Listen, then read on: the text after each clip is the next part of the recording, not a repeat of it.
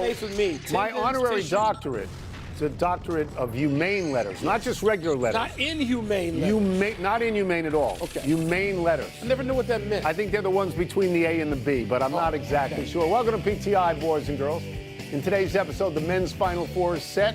The women's is halfway there, and several umpires are getting some tough corrections from the new ball strike system. But we begin today with UConn beating Duke last night on an almost unbelievable play. A shot from 35 feet out with less than 1 second remaining that gave UConn a 73-72 victory in a game where they had been down 19 points in the first half. That shot by freshman Braylon Mullins put UConn in the Final Four, kept Duke out. Wilbon, what did you make of the moment? So many things, Tony. So many things. And starting, I just felt for Caden Boozer, who has been just getting better and better and better. And he doesn't have the profile of his big brother, but he's an important player for Duke. And I had that thought. And then my second thought went historical, because I was at courtside watching when Fred Brown of Georgetown famously threw a pass to James Worthy instead of a teammate. Yep. And Michael Jordan hit a game-winning shot, and Georgetown lost. But I also thought, I hope it ends like this for Caden Boozer, because Fred Brown came back and won a national championship 2 years later. And then I thought about how, to me, I want a Duke guard, Caleb Foster, not on the floor. Don't exactly know the thinking. I mean, we'll hear about it, because everything about that play will be examined a million times over for 50 years. Isaiah Evans was on the floor. I want Isaiah Evans or Caleb Foster with the ball, period. Not that Boozer shouldn't have a capable free throw shooter as well, but I want those guys on the floor, all three of them, and that wasn't the case. Yeah. So I found it amazing in the moment. I found the shot actually amazing. It was. I was amazed that the best shooter on UConn, Alex, what's his name? Caravan. Didn't take that shot. Had the ball in his hands. Passed it back. Got it was open. Passed it back. Right. He had two guys near him. Saw that Mullins was open, passed it back, a deeper shot, but an uncontested shot. I was amazed, as you were amazed, that UConn had the ball at all. Yeah. Right? Because Caden Boozer, here, you have to hold the ball to get fouled. There are 6 seconds left in the game. You don't have to cross midcourt. No, you don't have the time frame to worry about. There are 6 seconds left in the game. UConn is down 2. They have no other choice but to foul you. But instead, he dribbles, he picks up his dribble, he tries to pass the ball, it gets deflected, and this happens. My immediate thought, yours historically went to Fred Brown. Mine was to Christian Laettner. I was at that game when Christian Laettner hit a shot that put Duke into the Final Four and knocked Kentucky out. Now, as I remember that game, it was more of a back-and-forth game. This was not that. This was a game of sprints. UConn looked like it was going to be knocked out. That's right. At one Duke point. sprinted in the first half, and then UConn sprinted in the second half. The other thing that stood out to me, and I'm sitting at my house watching this on television, the elation on the UConn bench was palpable. Yeah. You could feel it through the television set. set. I don't know how Danny Hurley did what I'm about to say, but he convinced his players throughout that game that they were still in that game. This started at that part. This started with about 80 seconds to go in the first half. They made a couple of buckets, cut the lead a little bit. Then in the second half, it was steady and it was incremental. But with all that, Mike, there's no way UConn wins that game. Well, the kid has to hold it. He's an 80% foul shooter. I'm going to give you credit. You called me with a minute 27 left. It went to 5, but before that, you had said, I think it was 9. You said UConn's going to win this game. I thought you were crazy. But I thought UConn was going to be in it. Danny Hurley, for whatever people might think of Danny Hurley in his manner, I like him. He's a great coach. I need to read you one thing. Duke has lost 4 times in the last year since they lost to Houston. It's a trend. Okay, plus 14 over Houston, lose the game. Plus 17 over Texas Tech this year, lose the game. Plus 13 over North Carolina, lose the game. Plus 19 over UConn. There's something structural there. What are we Does blaming? it land on the coach? Yes. Does it? Yes, it does. And there may be something structural. I just talked about the guards being on the floor. Caleb Foster has got to be on the floor against a team that can swarm you defensively like UConn. But each one of those situations is slightly different. Caden Boozer needs to know you hold it, you get fouled. You hold on to the ball. I hope this has a Fred Brown ending for Caleb Boozer. Because for Fred Brown, who I know extremely well after all these years, it ended up like this. It ended up winning a national championship. Look, I hope it ends up like that. Look, I'll give you the analogy. What's that? The quad guard has a terrible Olympics and then wins, right? Yeah. Did he win the gold medal in the international? Just win something next. Yeah. That's the analogy. The other three men's Final Four teams are, envelope please, Michigan, Arizona, and Illinois. Michigan dominated Tennessee. Arizona trailed by 7 at the half before rallying to beat Purdue comfortably. And Illinois pulled away from Iowa late. Tell me, which of these winners looked most impressive to you? This is a very hard question to answer because they all look great.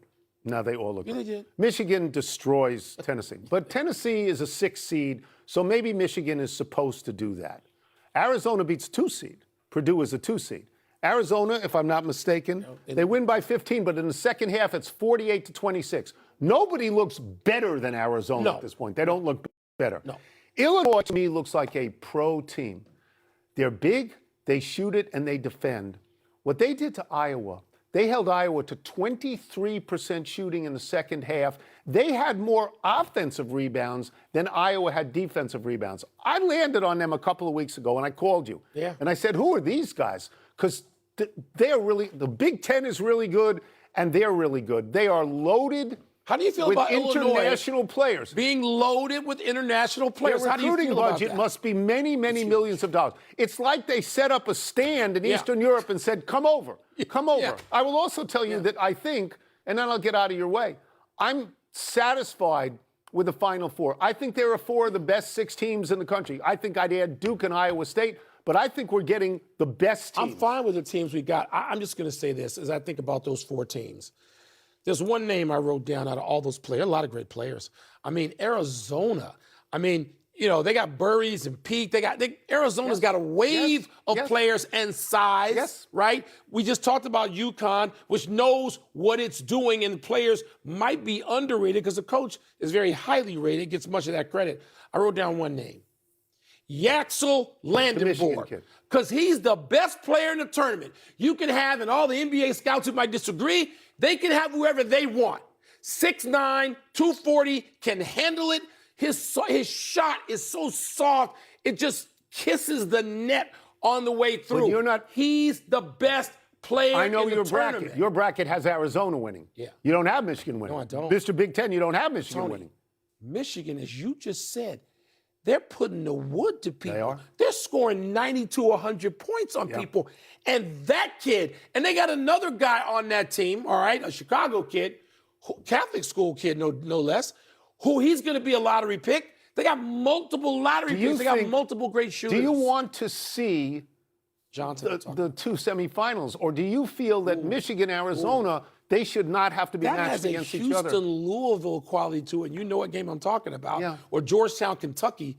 You know what game I'm talking about there. So, but you know what, Tony? I'm okay because Illinois or Connecticut could win anyway. Oh, sure. They could beat the team that comes out of that bracket. Let me just tell you one thing, because I know you picked Arizona.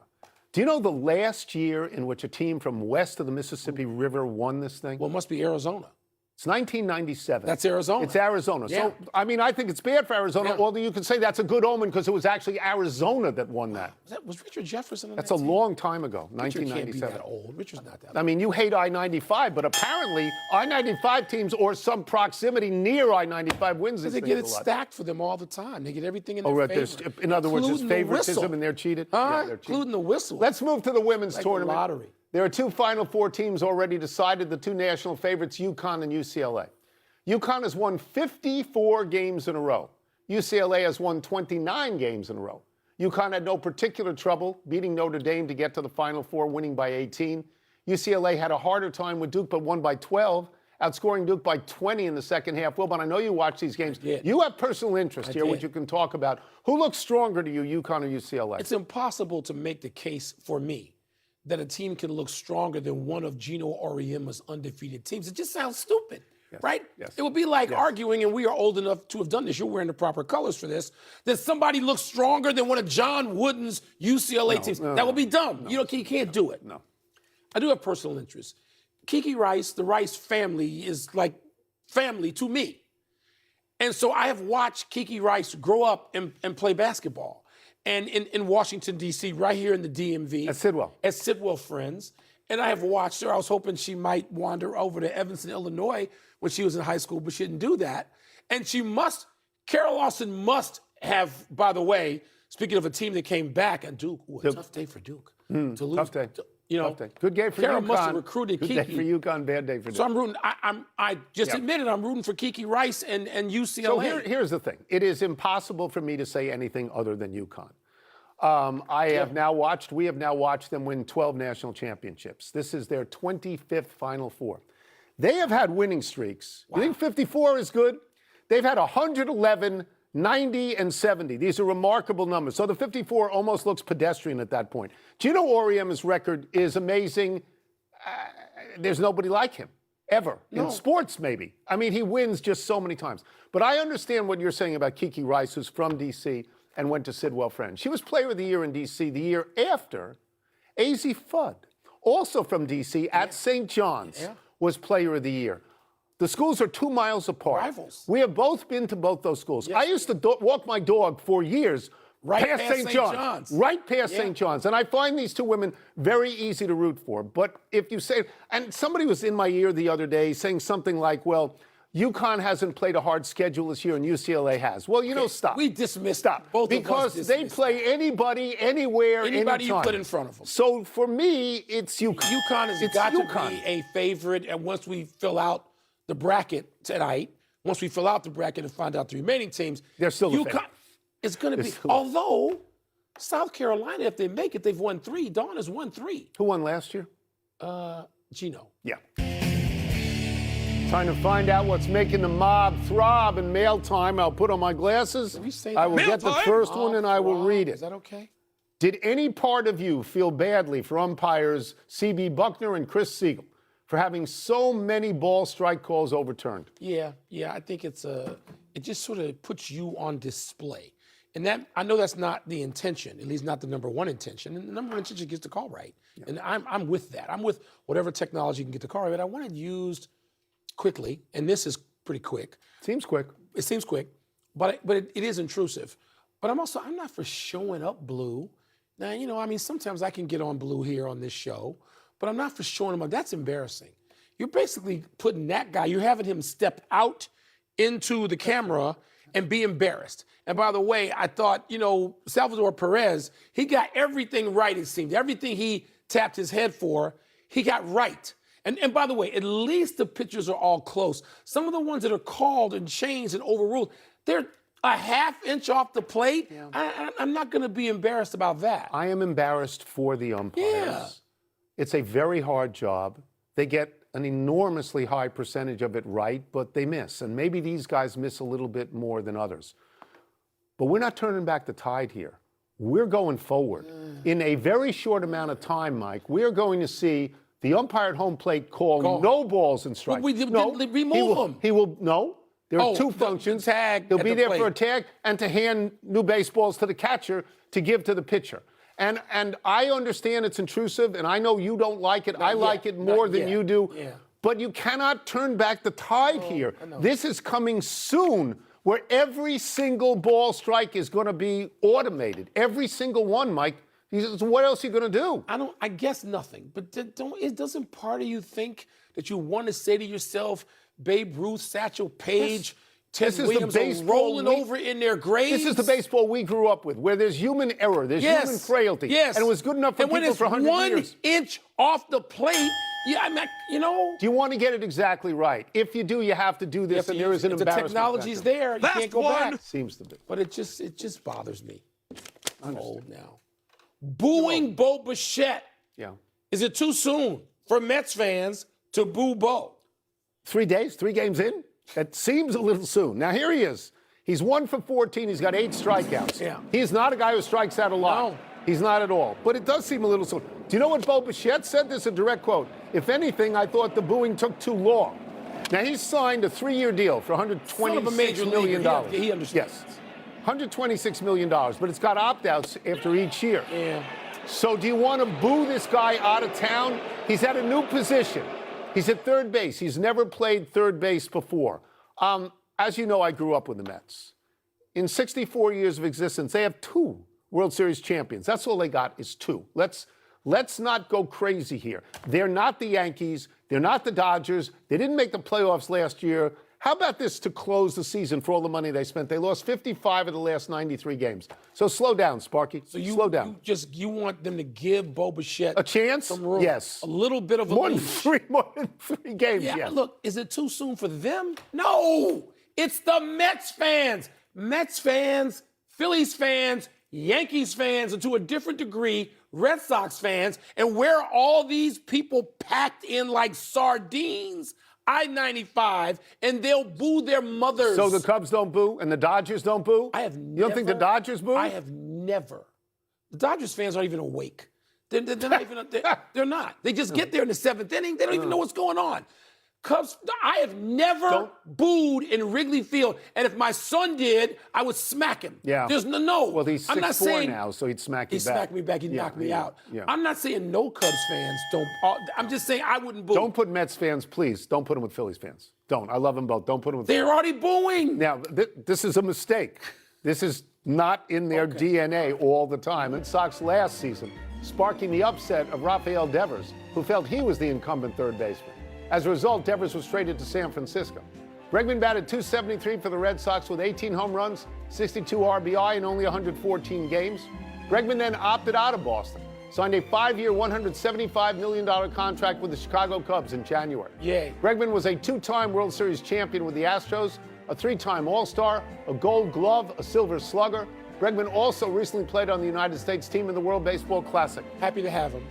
Much happier to have him than paying some guy $1 trillion to be with the Dodgers. I'm happy to have Bregman. I know it's not a big deal. I'm disappointed to start off losing 2 out of 3. Yeah, to my team, to the Nats. Come on now. You know, so you just disappointed. That's all. That's fine. I understand. I don't want to be irrational. We earned them. Happy anniversary, Martin Brodeur. On this day 23 years ago, Brodeur became the first NHL goalie with 4 40-win seasons when he led the New Jersey Devils to a 6-0 shutout over the Islanders.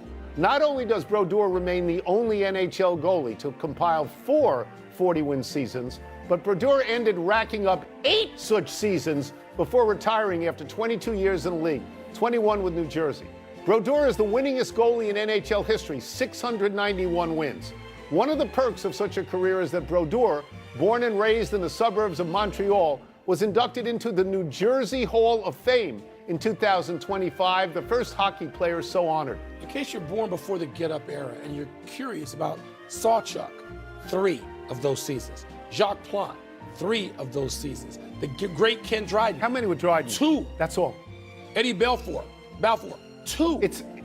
The separation is amazing. It is amazing. It's crazy. That's Gretzky-like. Happy trails, Bruce Cassidy. Vegas fired their head coach just 20 days before the start of the playoffs, despite currently being in the postseason field.